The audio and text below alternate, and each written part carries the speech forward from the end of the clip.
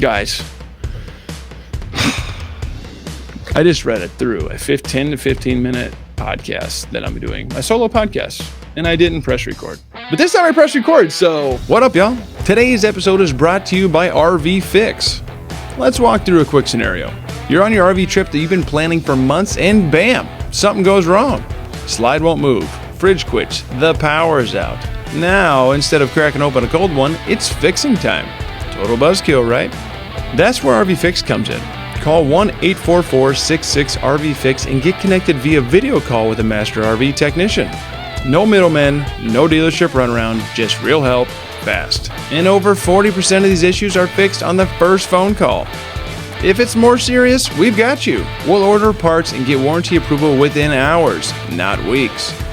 Then we can either ship the parts to you and walk you through the fix on a second video call, send a mobile tech from our 2,000 plus tech network, or have you drop it off at the dealership once everything's ready to roll. And even better, you get to keep your rig during this whole process. No more waiting 4 to 6 weeks for basic repairs. With RVFix, most shop fixes are done in just 3 days. Skip the stress, call RVFix, and get back to camping, relaxing, and making memories. Use promo code RVVoice at checkout to get a 60% discount and lock in your price for years to come. Learn more at RVFix.com. Hope you enjoyed this episode.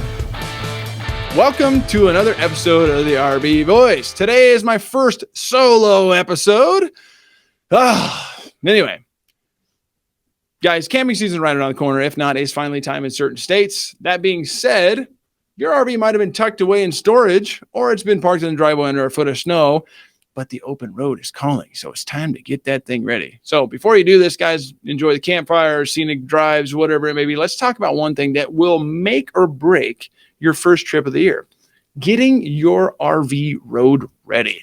So in this episode, I'm going to walk you through a full preseason checklist so you can hit the road with peace of mind and avoid expensive surprises and just enjoy the heck out of your RV this year. Let's dive into it. All righty. Number one, check your power and electrical systems. Start with your RV's heartbeat. It's batteries.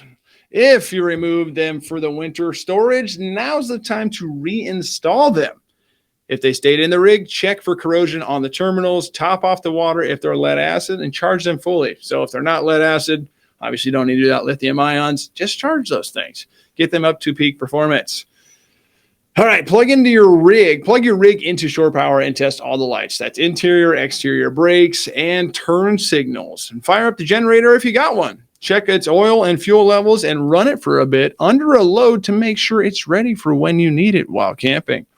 Pro tip here, guys, don't forget to test your outlets and USB ports too, especially if you're charging a lot of gear while on the road.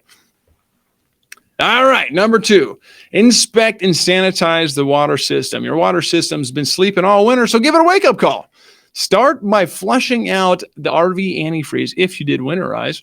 If you didn't winterize, we do free winterizations if you're a Vicious member, a Vicious customer. There's other things involved there, but we'll get to that eventually. So if you bought from Vicious, you get free winterizations. Give them a call during the winter months or going into fall months to get it winterized. But if it's unwinterized, if it is winterized, let's get it unwinterized. So unwinterize it, get the antifreeze out, then sanitize the system. Fill your freshwater tank with water and a non-toxic system cleaner. A lot of people use bleach, but it might taste like bleach less of the time. So use a non-toxic system cleaner like Thetford freshwater tank sanitizer. Put it down here in the description and follow their instructions. I'm not sure how to do it, so just follow the instructions on there and run it through all the faucets and let it sit for a little while. Then drain and flush everything thoroughly. You want it clean, fresh, non-stinky water when boondocking or hooked up. I'm a little picky about my water. So lastly, check for leaks under the sinks, under the water pump, anywhere near valves, and replace the water filter if it's due. Again, I like good, clean drinking water, so hope you do too. Number three, test the propane system. No one wants a cold shower, but worst thing, you could have a propane leak, which is no bueno. So check your tanks to make sure that none of it's expired. Yes, tanks do expire. So check the tanks for the expiration date. And those are, you can go buy one of those, no, next to nothing. So inspect the lines for cracks or wear and reconnect everything snugly. And do a leak test. You can buy this thing called a gas stop. I actually had a good conversation with Martin Neeson, one of the starters of, or co-founders of Gas Stop. This thing is a 100% major leak stop if you have a major leak.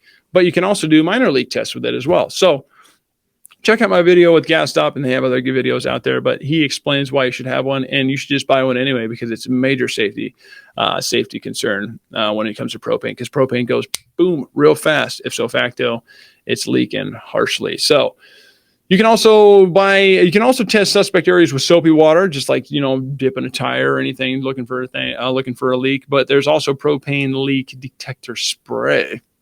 Never heard of that. Sounds kind of fancy. And use that around connections to see if there's any leaks. Fire up each appliance one by one: stove, oven, furnace, fridge, water heater, and make sure flames are blue, not yellow. If they're yellow, I guess it could mean that it's an incomplete combustion, which I guess is not a good thing. So you should check that out. So yeah, if anything smells off or it won't light, don't mess around. Get it looked at by a pro. Schedule with Bishes and call RVFix to get your RV in for propane issues. Sorry about that. RVFix discount right here, 60% off if you use promo code RVVoice. This helps us keep going. Plus, it makes you and your dream ride so much easier. We basically can do everything. Order parts for you, deal with warranty, ship to the next spot where you're going to be, or ship it home to you, have another video phone call with an RV technician and walk you through that problem, or you can send a mobile tech out to you. All sorts of things that we can do with RVFix. You should have it. And this is a great way to keep it cheap for years to come. So that being said, move on. Next, number 4, tires and suspension. One of the most common RV reasons, common reasons for RV breakdowns. One of the most common reasons for RV breakdowns are tires. Tires are bad. Tires are problematic. They are meant to fail at some point in time. Not meant to fail. They're meant to keep you on the road, but they will fail at some point in time. So inflate all tires recommended at PSI and inspect all the sidewalls for cracks, dry rot, or bulges. And don't forget the spare. You got to check that little guy. Well, it's typically a full size, but what I mean? Check it out.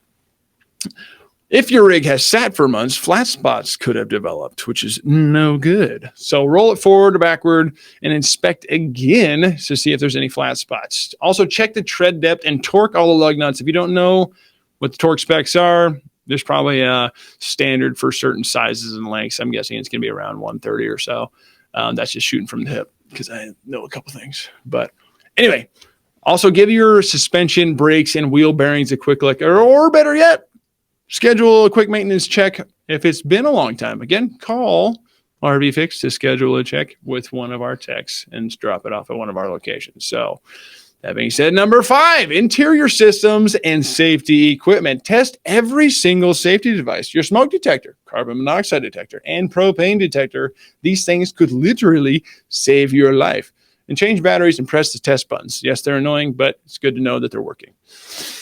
Next, check your fire extinguisher. Is it still charged, or is it out of date or expired? If so, get a new one. It's a good thing to have. Open and close all windows, blinds, and slide outs. Look for seals. Look at the seals and gaskets if there's any cracks or tears.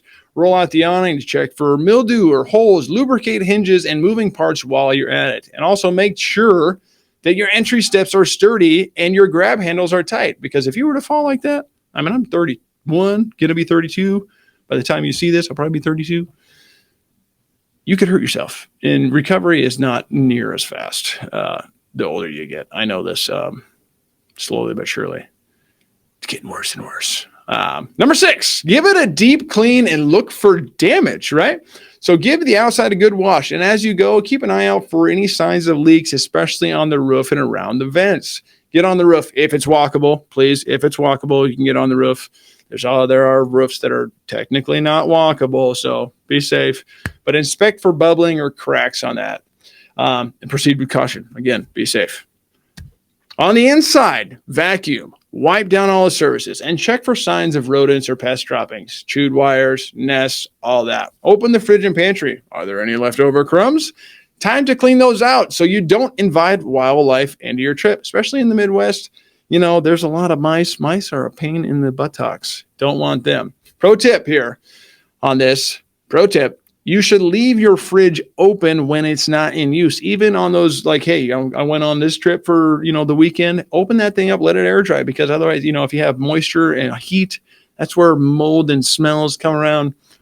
Just keep the thing open. You can use duct tape, whatever. I don't care what you do, but just keep it open and let it dry out between those trips. Also, make sure your slide out seals are in good shape and lubricated. And lubricate anything or any moving parts if needed. Oh, excuse me. Caught me off guard there. Lubricate any parts if needed. Cable systems, rack and pinion systems, all the good things on there. There's other videos out there for that. But another pro tip on that, there's actually conditioner for your roof and seals, like roof cleaner and UV protectant by Dicor products. So they're two separate things, but you should really take care of your roof and your slide seals, because that is your exterior shell, right? Those are the leak points. If water gets, if there's a pinhole leak in the roof, you're going to know it quickly, because water wins. Water just wins. Come from the roofing industry myself. Water wins 100% of the time. So anyway, check number 7. This is kind of a goofy one, and you might not think of it because it's usually the last thing you think of, but check your paperwork and stock up on essentials. Paperwork such as vehicle registration, trailer registration, insurance, and campground reservations that you have made. Also, update any apps or GPS systems you use for RV travel. RV Life, Onyx, Campendium, whatever that may be. Restock on essentials. Toilet paper. Did you guys know that they make RV toilet paper? Why do they make RV toilet paper? Because it breaks down easier in the tanks. So make sure you get the right toilet paper. Leveling blocks, black and gray tank treatments, fresh hoses, snacks. The hose might be getting old. The black and gray tanks are gross. If bacteria starts in there, it's hard to kill. So try and stay ahead of that. Kill it first, or just not let it even build. So black and gray tank treatments are really a big point. The why do I say all this stuff? So you don't want to be 50 miles into your trip or 50 miles into a national park or state park where there's nothing out there, nothing to go get stuff, before realizing that you can't get it. So if you had no marshmallows or toilet paper or both, that's just not going to be fun. It's a poopy deal. You got to have those two things, marshmallows especially. You can deal with that toilet paper. Just take a shower. All right, guys. Well, that sounded like a lot. I hope you really enjoyed this episode. This is a little different. I'm trying to cater to everybody, not just full-timers. But going through a preseason checklist is way better than dealing with repairs or emergencies on the road. So take an extra day, prep now. You'll spend more time relaxing and less time fixing stuff in the dirt with a headlamp at 10 p.m. when you should be enjoying time with your family or enjoying a beer or whatever it may be. So that being said, guys, I hope you enjoyed this episode. If you want a downloadable checklist or version of this checklist, if you want a downloadable version of this exact checklist or want to share it with your camping crew, check the episode description and hit up our Instagram and we'll send one to you. So I'm at the RV Voice. I am the RV Voice in this episode. Typically, I'm not. I don't really take the credit for being the RV Voice because I talk to a lot of people that do this for a living. They RV for a living. So we're going to start using those people, or not using those people, using their expertise to help teach you guys how to RV properly. So lastly, guys, if you have a problem with your RV, call RVFix. These guys can literally do it all. They can ship parts to you. They can walk you through 40% of the problems on the first phone call with a master RV technician. If we can't fix it on that, we can order parts and have warranty done, approved very quickly. And then we can order parts, ship them to you, walk you through another call on a video call, or ship a mobile tech out to you, or you can stop by and drop it off at one of our dealership locations. All right, guys, I hope you enjoyed that. And as always, stay tuned for more from the RV Voice.